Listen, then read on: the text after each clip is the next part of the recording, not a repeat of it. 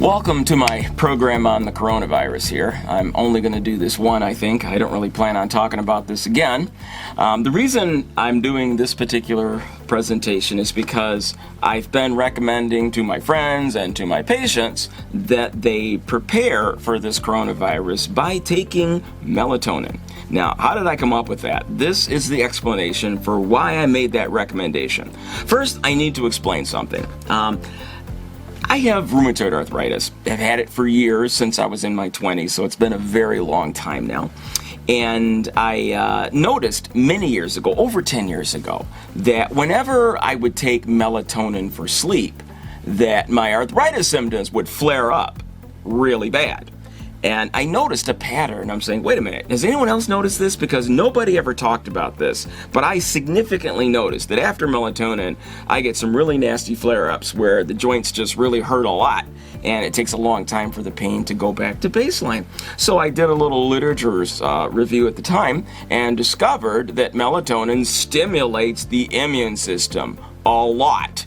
And that is why people with autoimmune disorders, asthma, rheumatoid arthritis, Sjögren's, inflammatory bowel disease, you name it, multiple sclerosis, if you take melatonin, you are at risk for making it worse. So it was a known thing.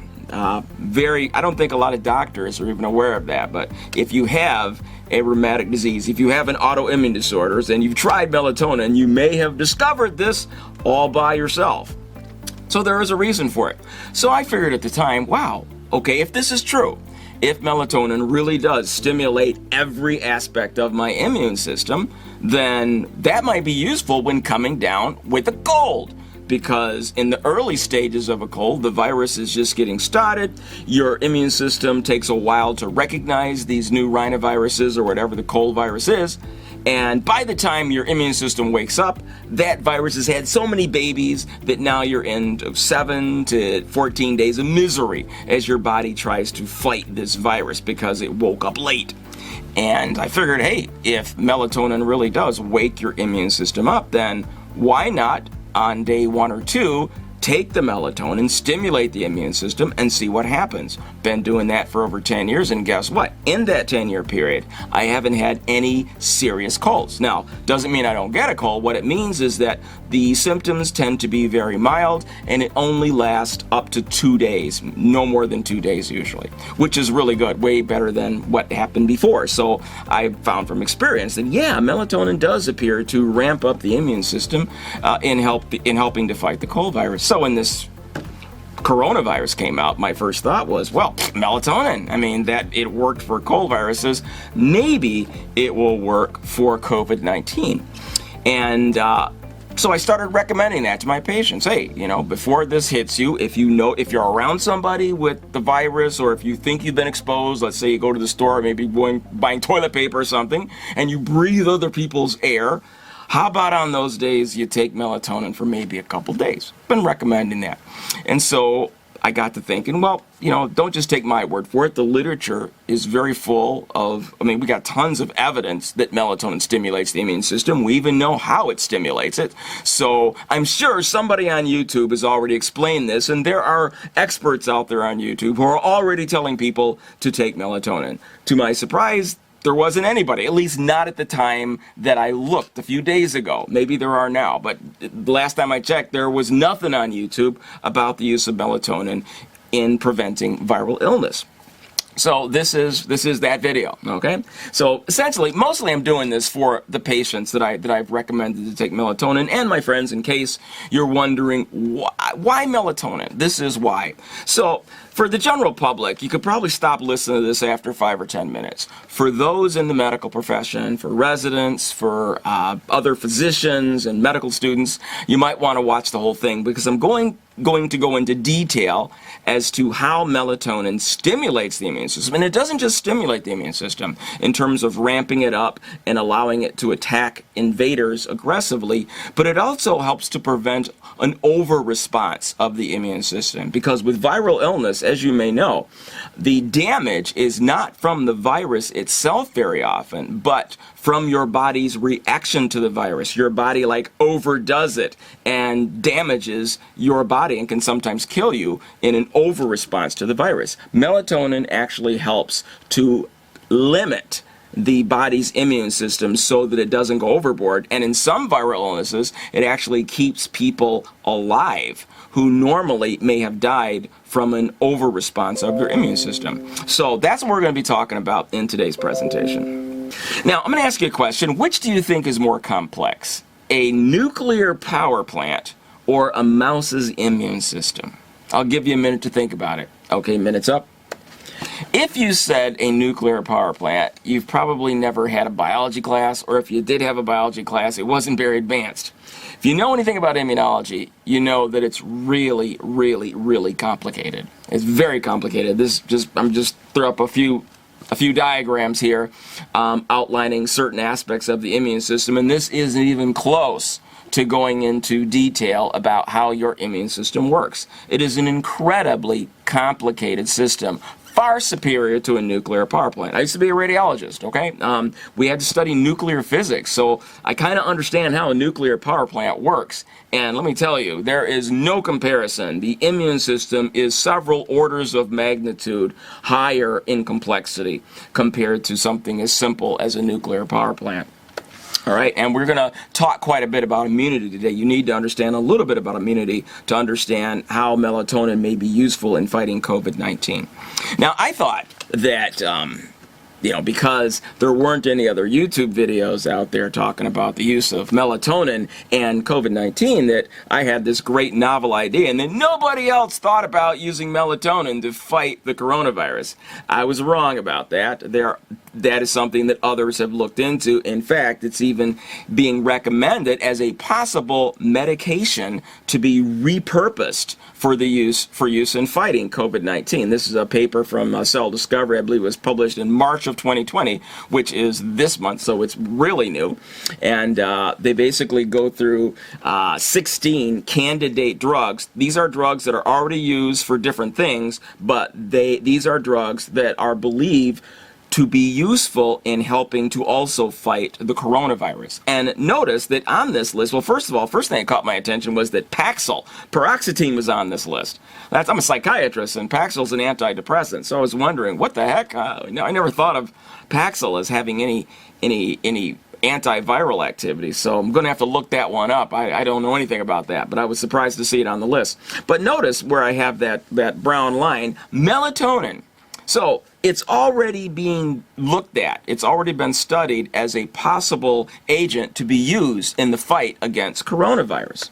And here's a paragraph that they devoted to the discussion of melatonin for the use of fighting coronavirus. And they say, inflammatory pathways play essential roles in viral infections. As a biogenic amine, melatonin, which is N-acetyl 5-methoxytryptamine, plays a key role in various biological processes and offers a potential strategy in the management of viral infections.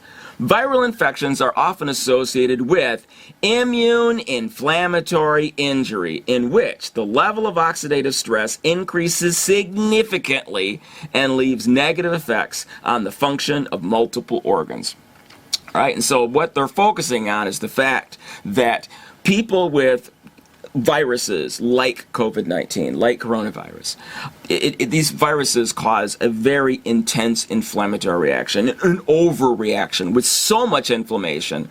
When the immune cells are attacking the bacterial or viral invaders or fungal invaders, one of the weapons that they use are oxidants, things that cause oxidation. Oxidation kills things. Oxidation does a really good job of killing things that are necessary for life. It's a weapon, okay? And so when the immune system works too much, when it works too well, it releases and causes so much oxidation that it kills everybody in the room.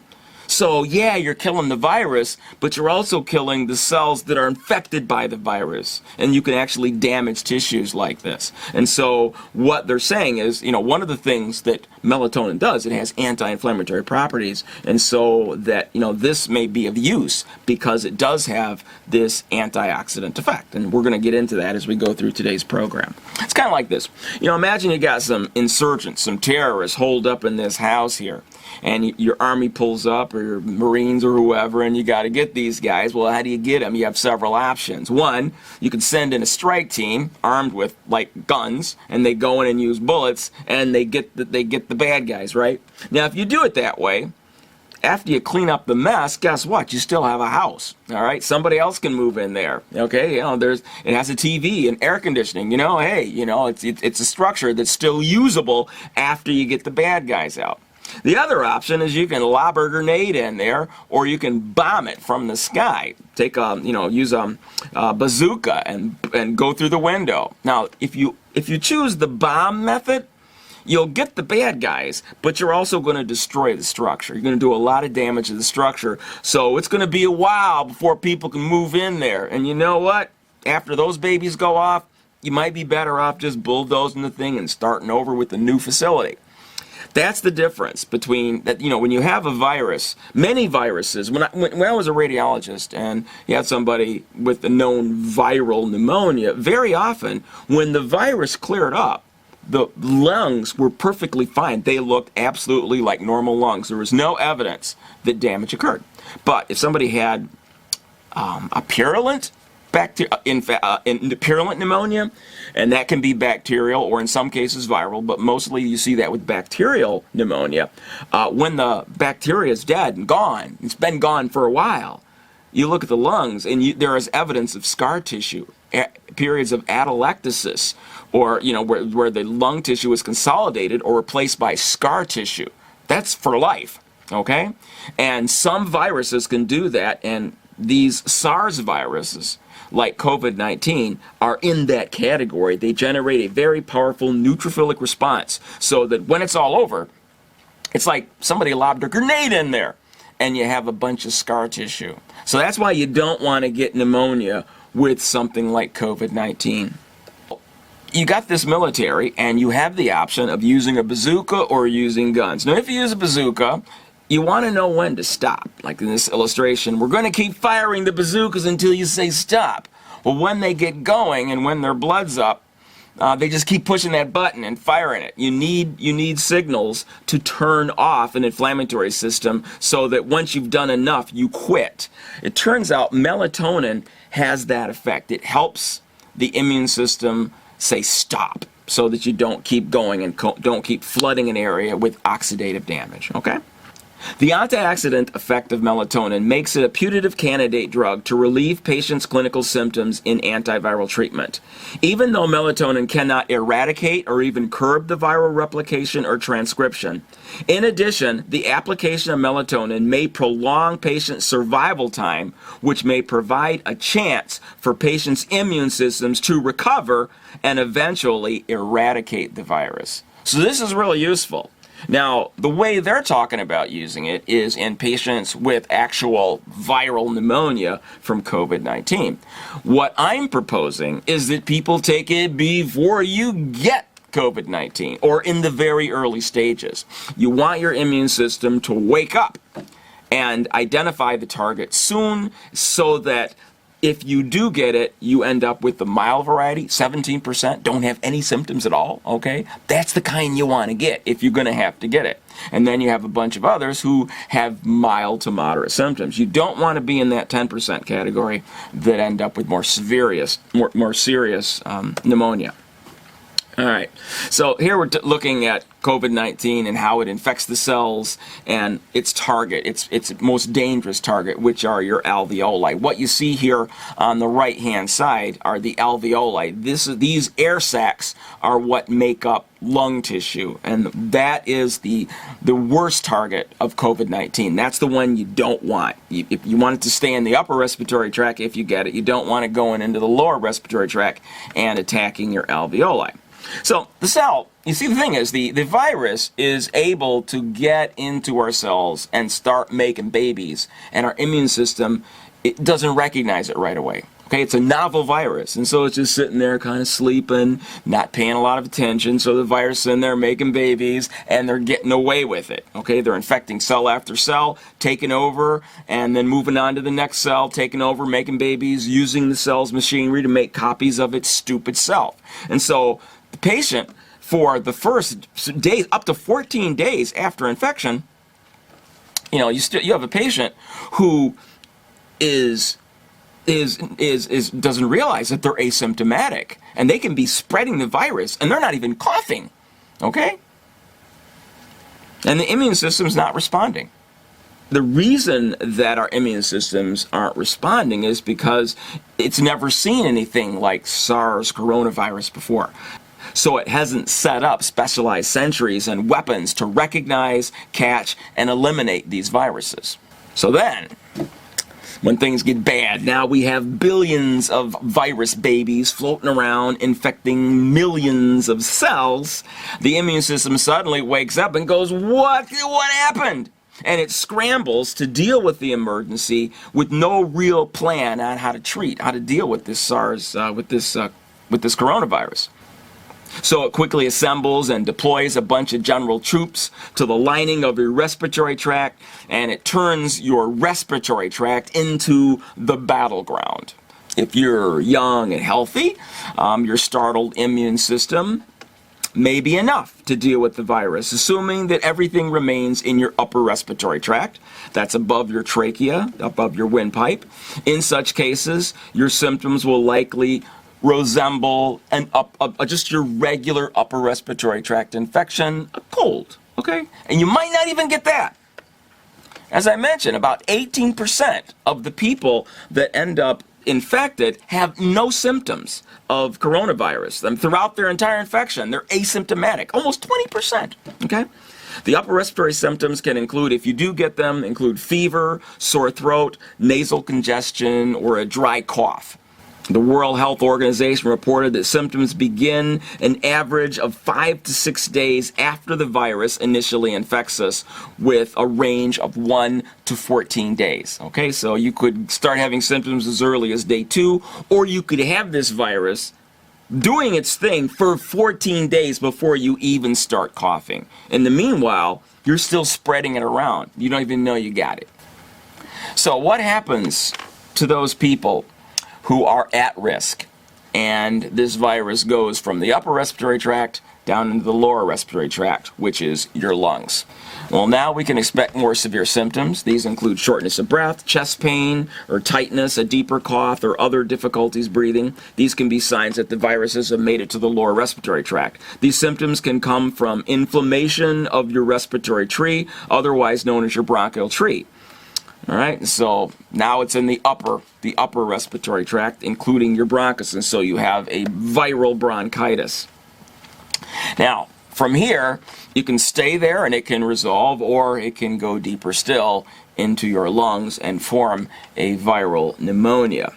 Now, when it goes into your lungs, the alveoli, those air spaces in your lungs, are important for gas exchange. These alveoli, your blood, when your blood circulates, it goes to your tissues, and your tissues take the oxygen out of your blood and they use that as fuel. And then they exchange it with carbon dioxide. Now you got to get rid of the carbon dioxide. And so what happens at these alveoli is that you take the oxygen from the air and you spit out the carbon dioxide from your body. So that's what happens. You breathe in oxygen, you give it to your blood, and you breathe out carbon dioxide. Your lungs do that for you. When your alveoli don't work properly, your body can become starved of oxygen and unable to get rid of the carbon dioxide. And things go downhill when you get to that point. So as I mentioned, the virus infecting your lungs, that's called viral pneumonia.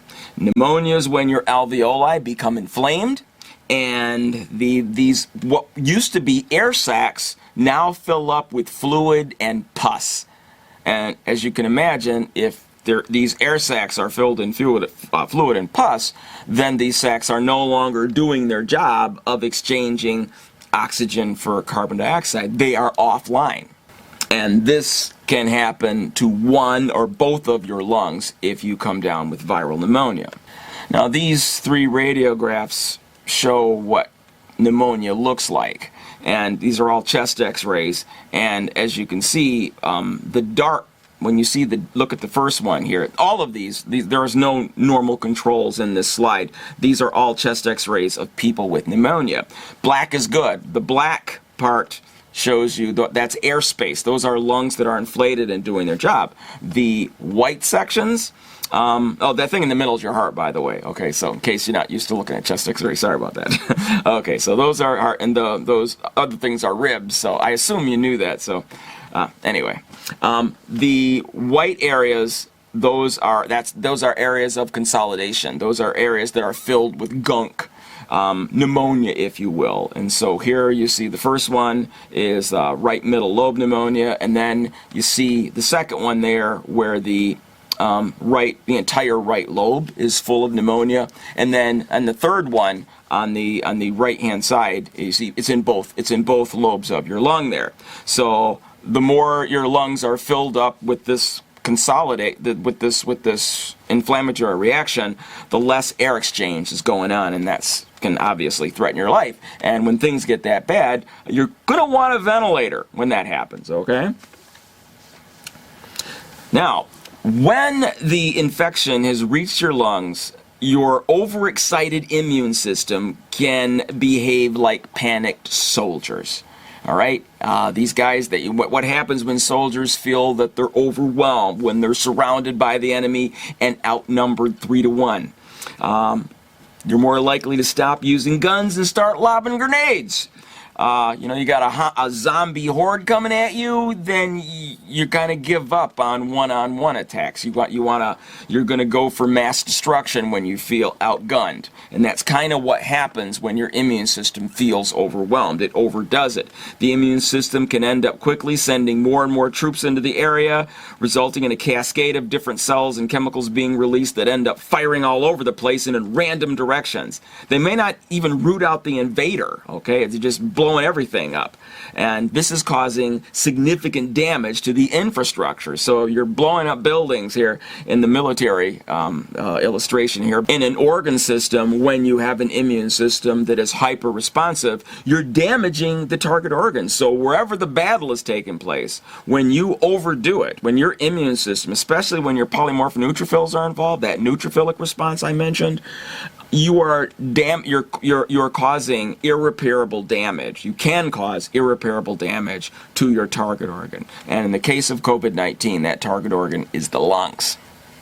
This is a micrograph of normal lungs. If you take a biopsy of normal lung tissue, this is what it looks like. The open spaces, those are air sacs, and then you see the pink stuff are the cells that make up the lining of the air sac. Think of the air sacs like little balloons, and so the pink would be the rubber of those balloons, and the open stuff, that's just air. So that's what lungs do. They exchange oxygen for carbon dioxide in these air sacs.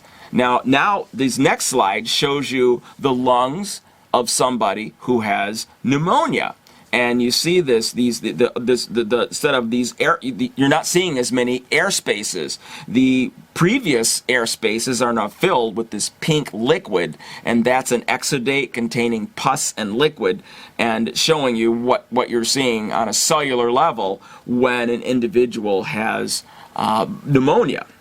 Now, the good news is that nobody under 19 has died in the United States, at least at the time this video is being produced. It's really just getting started, so I don't know what the future will hold, but right now we haven't had anybody below 19. The fatality rate at this particular time for those 65 to 84 is about 3% to 11%. Okay, it's still pretty significant. And for people older, the case fatality rate dropped to 1% to 3% for those between 55 and 64 years of age, and below 1% for those between 20 and 54 years of age. Now, I want to stress again, the idea behind using melatonin preemptively is so that for those individuals, because most of us are going to be infected, what we want to do is limit the number of people who die from this, or limit the number of people who have severe infection, okay? In that article that I referred to earlier about repurposing drugs that are already available, it recommended melatonin. One of the reasons that it recommended melatonin is that melatonin indirectly targets several coronavirus cellular targets, including ACE2, BCL2LI, Jun, and LKBKB. Don't ask me what any of those are. I have no idea. I'm just quoting from the article, okay, but that's a good thing. So in addition to its anti-inflammatory and antioxidant effects, its pro-inflammatory effects, it also seems to indirectly target coronavirus cellular targets. So let's get into our discussion on melatonin. Melatonin is N-acetyl 5-methoxytryptamine. It is a tryptamine. Tryptamines are powerful molecules. We have several tryptamines that have really strong psychoactive effects. DMT and psilocybin are known hallucinogens. Those are tryptamines. Serotonin is a tryptamine. As a psychiatrist, we talk about serotonin a lot because our antidepressants are serotonin reuptake inhibitors. So that by making more serotonin available in the brain, the idea is that is why these drugs improve mood, because they make it easier for people to experience contentment. So tryptamines are known to be psychoactive substance. Melatonin is one of those. It is produced from tryptophan, all right, by several cells in the body. Mostly it's produced in the pineal gland in response to the light-dark cycle. There are other cells in the body, however, that do make melatonin. Now, when most people think of melatonin, what do they think? They think about sleep. It helps you fall asleep. And the majority of the population, in fact, everybody, when I tell them, you need to be taking melatonin to help prevent the coronavirus from being serious, they look at me like, that's a sleeping pill. And I understand that. Most people, but it does way more than that, and this program is going to talk about that. In addition to helping with sleep initiation, it also impacts blood pressure because it's involved in vasomotor control. In addition, you need melatonin to regulate your biological clock. So it has quite a few functions. Now, it also increases cellular energy production by regulating mitochondrial functions. It can actually stimulate mitochondrial mitosis. It can help you make more mitochondria. Now, that's important later on because you need mitochondria to do their jobs for the antioxidant effects of melatonin. So that's very important in terms of helping to fight viral infection.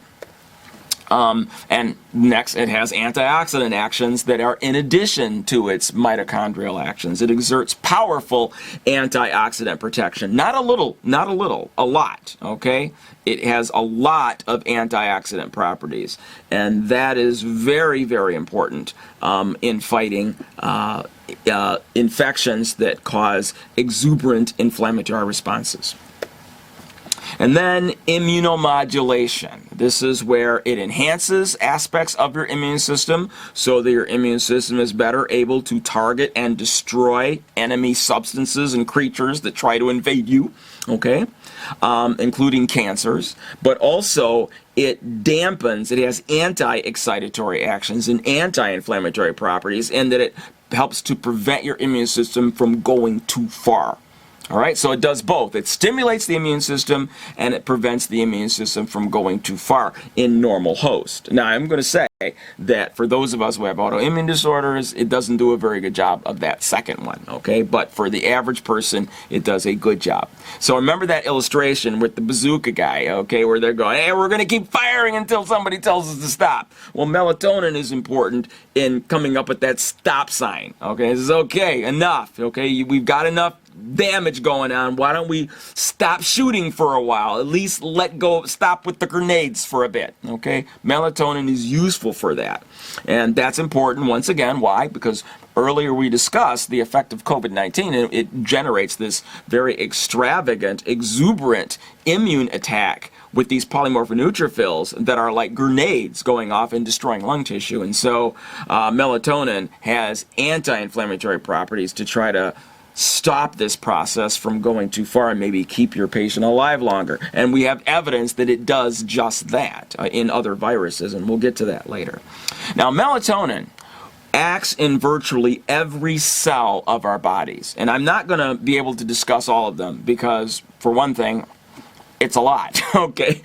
We would literally be here for several days to go through all of it. And to be honest, I'm not an expert in all of these things, but as you can see, it affects liver, muscle, skin, kidney, bladder, bone, peripheral system, central nervous system, and the immune system, okay? It does a lot. It's involved in all of these. So this is a very important hormone. Melatonin is a hormone. So very important to keep you alive, to keep you young and to keep you disease-free. Melatonin plays a very big role in all of that. In mammals, most of their melatonin is synthesized in the pineal gland. That's in your brain, okay? Once formed, melatonin is immediately released in the cerebrospinal fluid and blood, and has a half-life varying between 30 and 60 minutes. All right, now, your melatonin concentrations in your cerebral spinal fluid are very high compared to the levels in your blood, but it's in both, okay? So I want you to keep that in mind, that yes, you have a lot in your cerebral spinal fluid bathing your brain, which is very important, but also in your blood to a lesser degree. Okay, here we see melatonin concentration throughout the day. And as we see, the pineal gland starts producing melatonin around a little after 8 p.m. And then by 3 a.m., between 3 and 6 a.m., the doses are really high, especially 3 or 4 in the morning. They're really high. They peak. Melatonin levels peak in the middle of the night. And then by the time you get to 7 o'clock the next morning, instead of being around 70 picograms per milliliter in your blood, you're sitting at around 8. Okay, so very low daytime levels, very high nighttime levels of melatonin.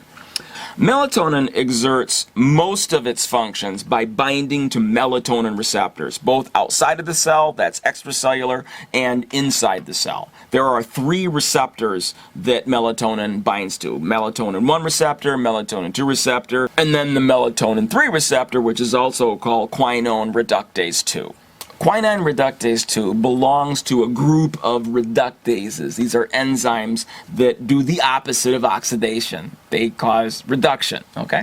And these reductases participate in the protection against oxidative stress. Reduction is the opposite of oxidation.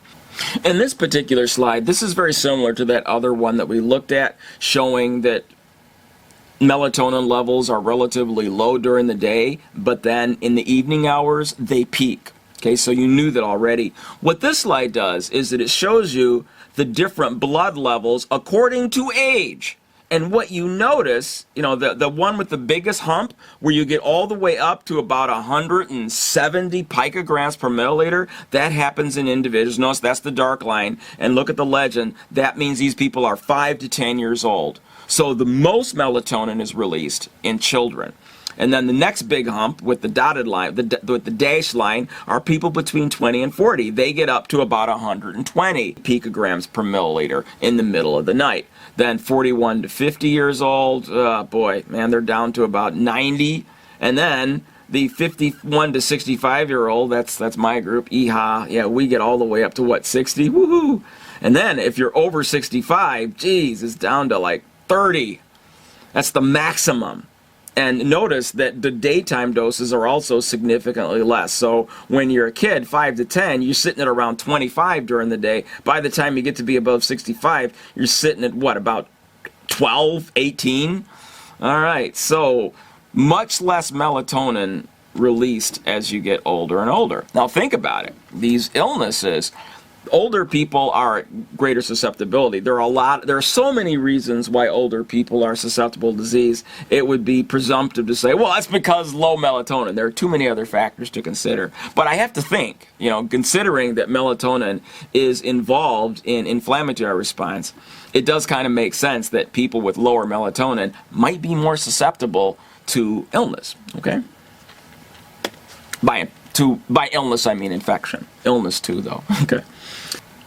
Why might it be useful to use melatonin to prevent your immune system from going hog wild in the face of a viral infection? Well, there are several things that we know about it that tell us that, yes, this has anti-inflammatory properties. Melatonin is a ubiquitous molecule with natural and powerful antioxidant properties, and administration of exogenous melatonin is safe. Unless you have a really bad autoimmune disorder, it is safe. It's been used even on little kids. And yeah, the side effect profile is very benign when it comes to melatonin for most people. Melatonin exerts its anti-inflammatory effects mainly by inhibiting inflammasome activation. I love that. One sentence. It inhibits inflammasome activation. That covers so many things. What goes into an inflammasome is very, very complicated. Pages and pages, but one word, inflammasome. So it helps to prevent overinflammation. That's how it works. That's not an explanation. That's just a description of what it does. Melatonin exerts its anti-apoptotic activities mainly by blocking capsase-3 cleavage and MPTP opening. So you're probably wondering, what the heck is that? Well, when you say something is anti-apoptotic, what you're doing is you're saying that it prevents cell death. The final stage, when a cell is sick, when it is infected, when it is old, when it is deranged in some way, and it can no longer survive, when it's given up, how the cell commits suicide is through apoptosis. That's like a button on the wall of the cell. When you flip it, calcium rushes into the cell and the cell dies. That's the process of apoptosis. Turns out that melatonin helps prevent cells from dying via apoptosis. And so that can actually, when your infection is over, you want live cells. You don't want a bunch of dead cells. And so if you can prevent apoptosis or delay it, maybe you can delay it long enough so that the infection dies first and then you get your cell function back. So those are useful things to consider when you're trying to figure out whether or not melatonin may be helpful. Okay? And in case you're wondering, what in the world is MPTP and all that jazz? This is a diagram of what I just said.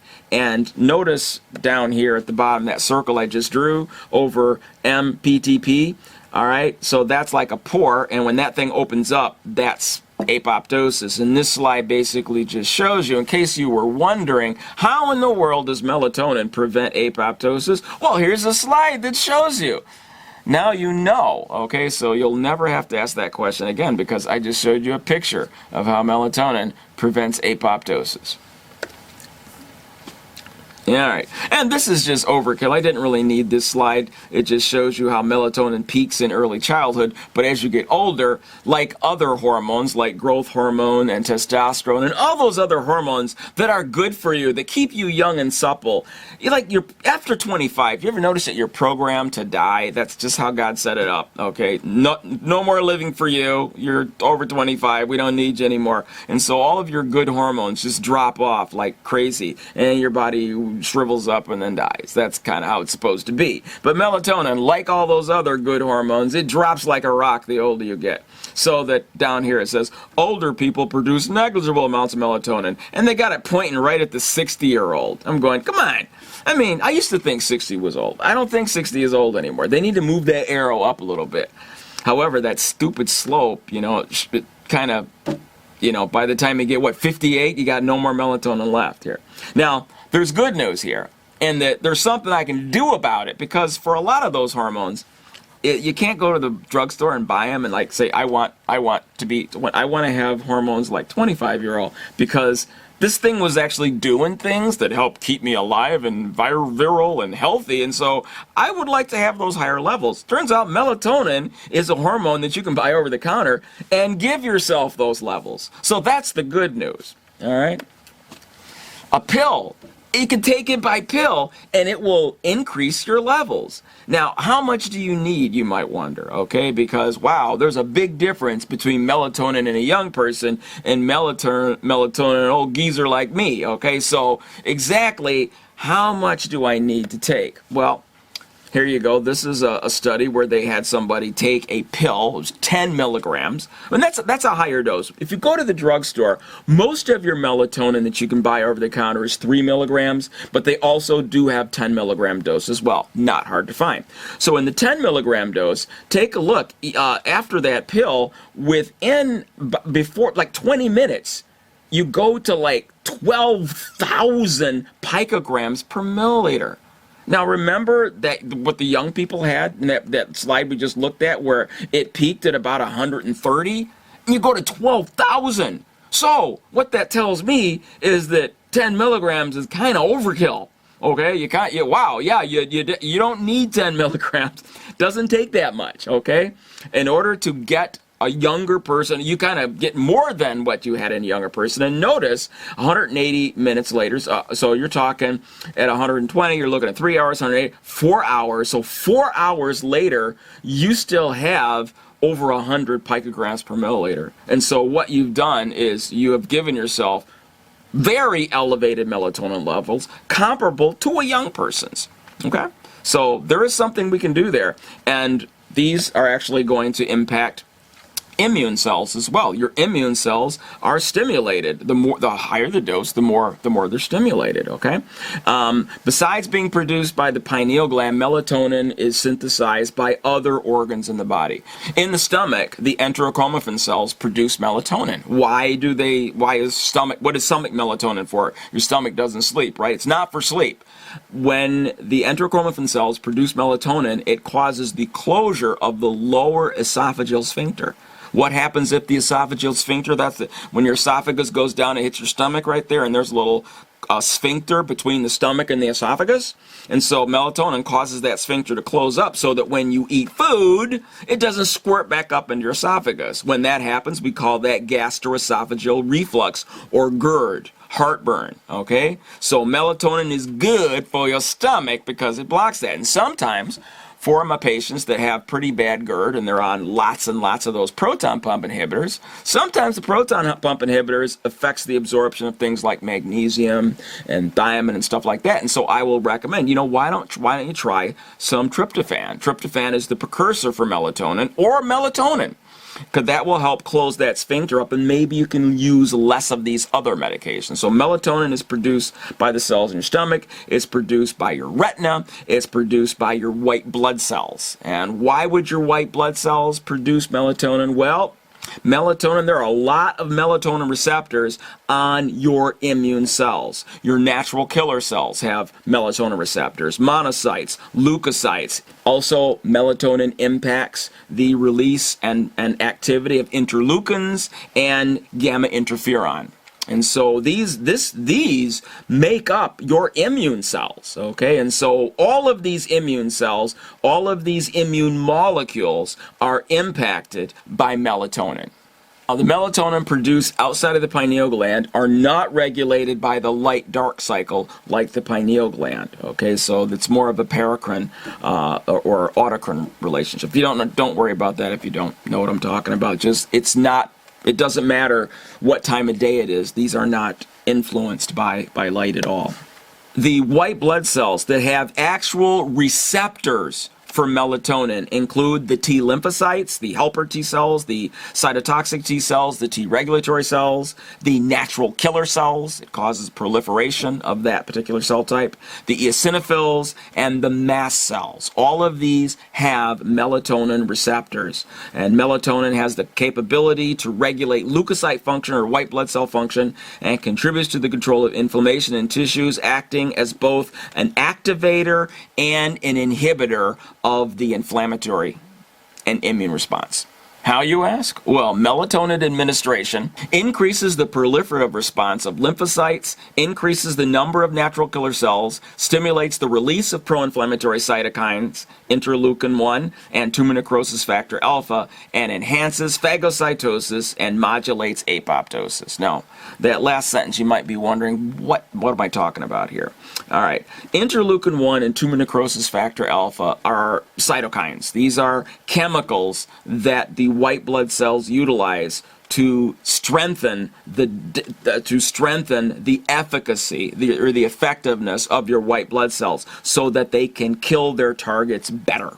So in this way, melatonin helps the white blood cells to kill their target. It also enhances phagocytosis. What that means is that some of these cells, especially your T cells, go around and any cell that they come across that's infected with virus, they will identify that cell as infected, and then they will eat them. Okay, that's called phagocytosis. So they surround them, and then they dump enzymes in there, and they chew them up and destroy cells that are unlucky enough to be infected. That's called phagocytosis, all right? And modulates apoptosis. Apoptosis is when these cells commit suicide. And by modulate, it means it actually can stop it. It can limit the number of, so that what you want to do is you want to kill cells that need killing and not kill cells that don't need killing. Now, here is where I have to exercise caution. And in many of the papers that I have been reading about melatonin's effects in the immune system, they almost all talk about how incredibly safe it is and how, boy, there's no side effects. We can use it in children, we can give it to mice, we can give it to old people, and woo, it's side effect free. It's not side effect free, and I can tell you, as somebody who has rheumatoid arthritis, I can prove it by my own body, okay? No, it's not side effect free for people like me. So if you have multiple sclerosis or asthma or inflammatory bowel disease or any type of autoimmune disorder, lupus, multiple sclerosis, be careful with this agent, with melatonin, because it can make it worse. Okay?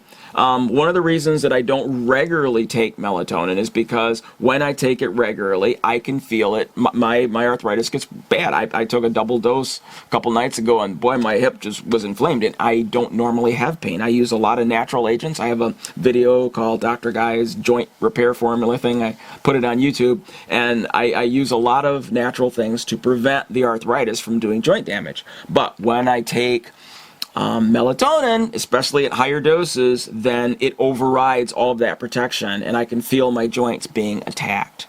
Okay, so I am taking melatonin right now for this coronavirus, but I've discovered if I stick to 3 milligrams a day, I'm okay. I might have to take extra ginger powder because ginger is an anti-inflammatory and it really does help reduce the inflammation from arthritis. I've had to take that more often because I'm taking that, but as long as I stick to 3 milligrams a day, I'm doing okay. I can still feel it, but I can tolerate that, and and I hope that it's protecting me a little bit from the COVID-19.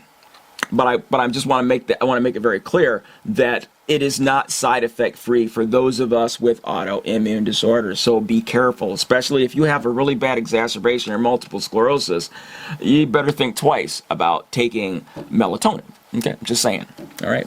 So melatonin has been shown to aggravate T helper dependent inflammatory response in animal models of multiple sclerosis and rheumatoid arthritis. Additionally, it's been found in rats that melatonin is important in controlling cell recruitment from the bone marrow and their subsequent migration to the lung. It may suggest that melatonin is involved in allergic lung inflammation. So what does that say? That when you take melatonin, you can get more white blood cells into your circulation. They're produced in the bone marrow, and so you make more white blood cells, and so when they come out, if you have an autoimmune disorder, there's something wrong with the code for your immune system. So for those of us with rheumatoid arthritis, in our code, it says that joint tissue is a legitimate target. And so when I make more white blood cells, they're screwed up. They come out with that stupid line saying, you know what, fair game is your joints. And so I just made more of those guys. That's the reason why people with autoimmune disorders have to be careful when you use melatonin. You just made more immune cells, and it didn't correct the fundamental flaw, which is the autoimmune problem. Okay? This observation is in line with human studies showing that elevated serum melatonin is associated with the nocturnal worsening of asthma, for example. Okay?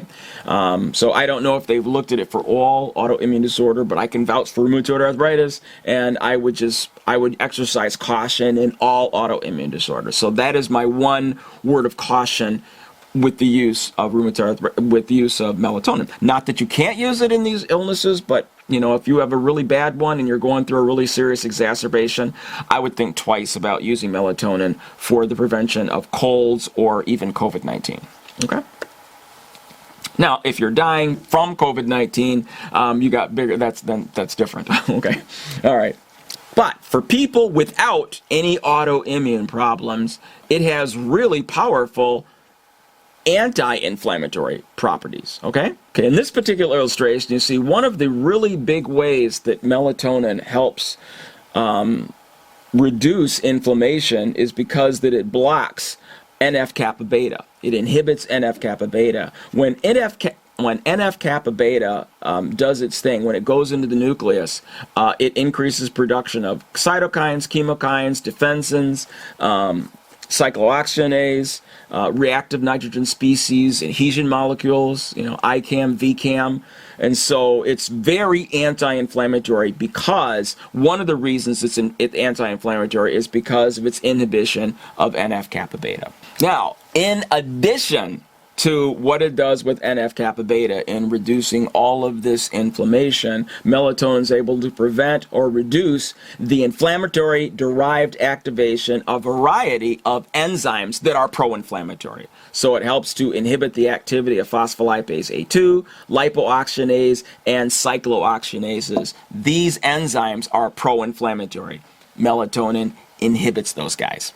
And as you can see in this illustration here, it also has some anti-cancer effect as well. I'm not going to get into that because, when you're talking about melatonin, there are so many rabbit holes, so many things that it affects. You could probably talk about melatonin for a week because there's just so information, and I'm trying to limit it to why it might be beneficial with this particular respiratory virus. Melatonin is also a powerful antioxidant. I've been saying that, and I'm just going to repeat it here and try to go into a little bit more specifics on how it works as an antioxidant. It is reported to scavenge different types of free radicals. Indeed, the activity and the expression of antioxidant enzymes such as superoxide dismutase, SOD. In my other videos, I've talked about that. That is, again, the most powerful enzyme known to man. Okay, superoxide dismutase is very important. It's stopping superoxide radical. And if you didn't have this enzyme, you would age and die very, very quickly. So because our bodies use oxygen as fuel, we make tons of what we call superoxide radical, which is a very powerful oxidant that is very poisonous. It causes immediate damage, and without superoxide dismutase, you'd be dead in no time. So you need that enzyme to work a lot. You need a lot of it, and you need it to do its job. Okay, so that's number one. Other important enzymes that are antioxidant are catalase, glutathione reductase. These are the three big ones, but superoxide dismutase is the most important. So the expression of these antioxidant enzymes are known to be increased in response to melatonin. So that's a big deal. I mean, these guys do a lot for you. These are on the front lines when it comes to preventing oxidative damage to your cells. These three enzymes keep you alive and healthy. And so, by stimulating these, melatonin indirectly has very powerful antioxidant properties. Now, why is that important in this discussion of coronavirus? Well, it's important because coronavirus destroys when you get coronaviral pneumonia, your immune system attacks so hard, your polymorph neutrophils are recruited, and one of the ways that the white blood cells are killing the virus is that they are just causing oxidation. They are literally using oxidation as a weapon. So these oxidizing substances come out and bam, bam, bam, okay? They liquefy, they kill, they liquefy. And so by having these antioxidant properties, by increasing the production of superoxide dismutase, catalase, glutathione reductase, you undo some of that damage, okay? And I mentioned earlier that melatonin acts on energy metabolism. It stimulates mitochondrial biogenesis. And this basically increases the efficiency of electron transport chain in the mitochondria, thereby limiting electron leakage and free radical generation. Okay? Additionally, melatonin increases mitochondrial glutathione levels, which protects the mitochondria itself from free radical species. So there you have a picture of theoretically why we might want to use melatonin to attenuate the damage caused by SARS-type viruses. All right, these viruses generate an immune system that causes too much inflammation and massive amounts of oxidative destruction. And melatonin does the opposite. It actually does the opposite of those things, and it actually helps to tone down the immune system so that your military doesn't go hog wild, okay? Several years ago, it was demonstrated that mice infected with encephalitis virus, I think this was a Venezuelan encephalitis virus, when they infected them with the virus, this is a very virulent virus. It's very pathogenic, aggressive, usually causes brain infection and death of the mice in a very short time. Without the melatonin, the mice were dead by day 5 or 6. The melatonin it more than doubled their life. So it was effective at attenuating the destructive effects of this encephalitis virus. Melatonin was also found to reduce the damage caused by West Nile virus in mice. What they did with the mice is that they stressed them. Okay, when you take a mouse and you put it under stress, the stress makes them more sensitive to infection and damage by West Nile virus. And what they discovered was that, okay, non-stress mice have a lower rate of damage and death from the virus, and then stressed mice had a higher rate of damage and infection. What they found is that if you gave the stressed mice melatonin, then their infection rate was closer to the non-stressed mice. So it undid the damage caused by stress. So from these studies, what the authors concluded was that the main protective effect of the melatonin was that it inhibited an excessive inflammatory response. Respiratory syncytial virus is a very, very common virus affecting human children. Okay, it's a very common cause of bronchiolitis, which is a severe lower respiratory tract disease that affects nearly all infants by the age of 3 worldwide. Some develop rather serious illness.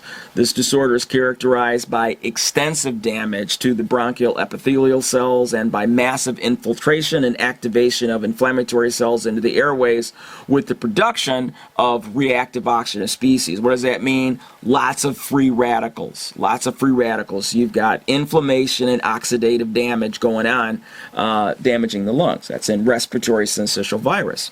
Okay, for a number of years, we have been able to use melatonin in the treatment of respiratory syncytial virus in babies. And what we've discovered is that melatonin reduces acute lung oxidative injury. It reduces pro-inflammatory cytokines. It increases antioxidant production and decreases inflammatory cell recruitment. This has been demonstrated in humans.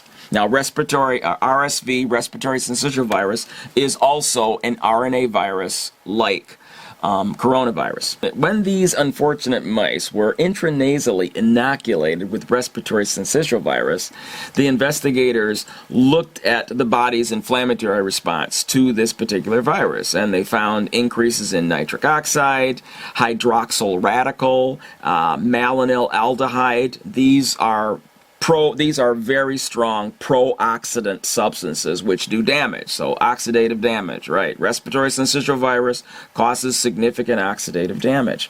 Also, there were decreases in the things that protect you from oxidative damage. Decreased glutathione, decreased superoxide dismutase.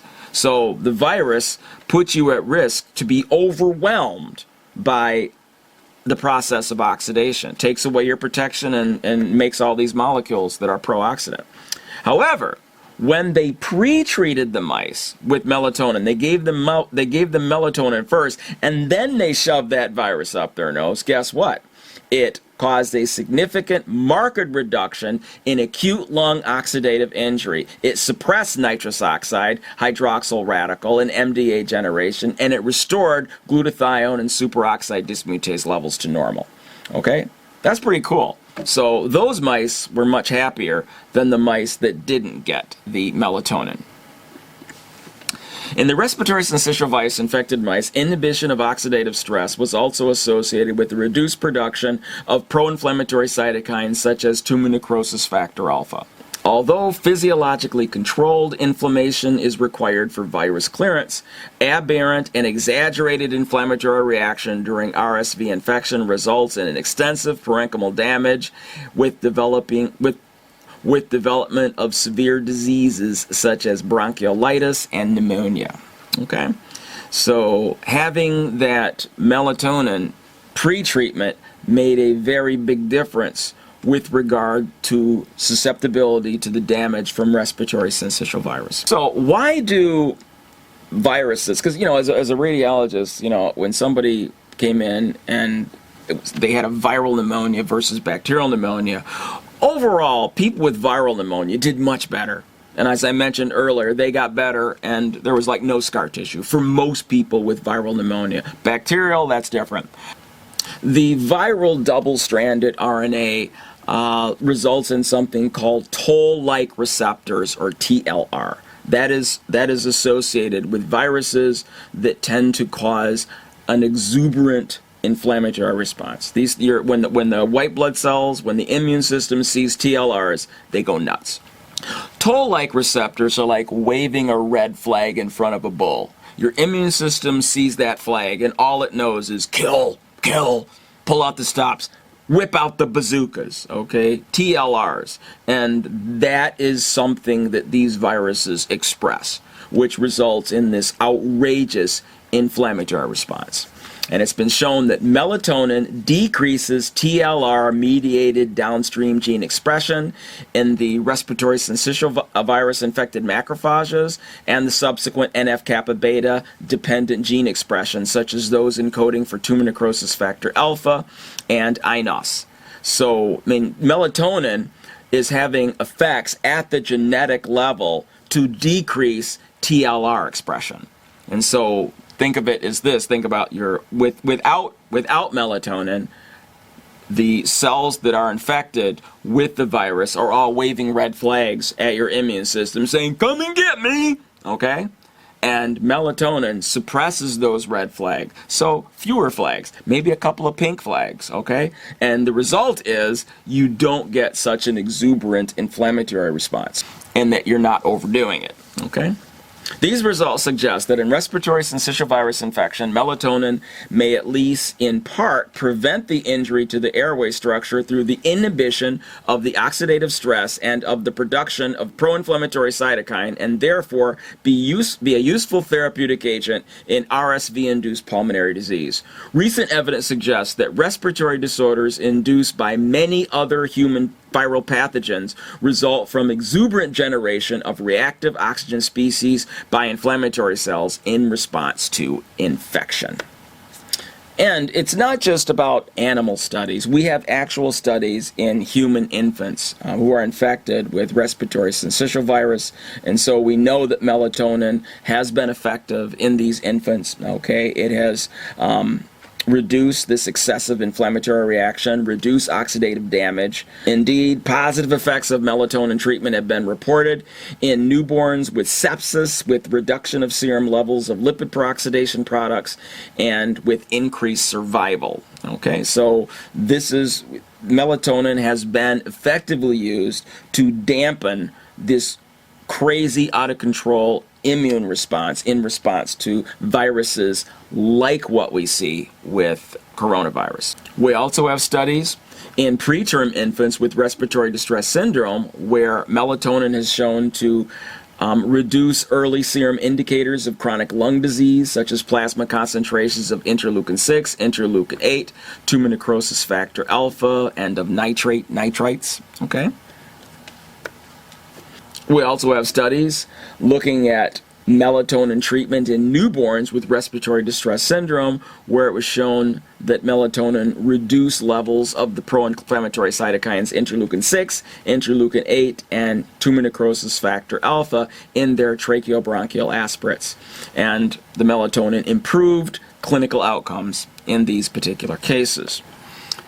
Okay, I mentioned earlier that the immune system is significantly more complicated than a nuclear reactor.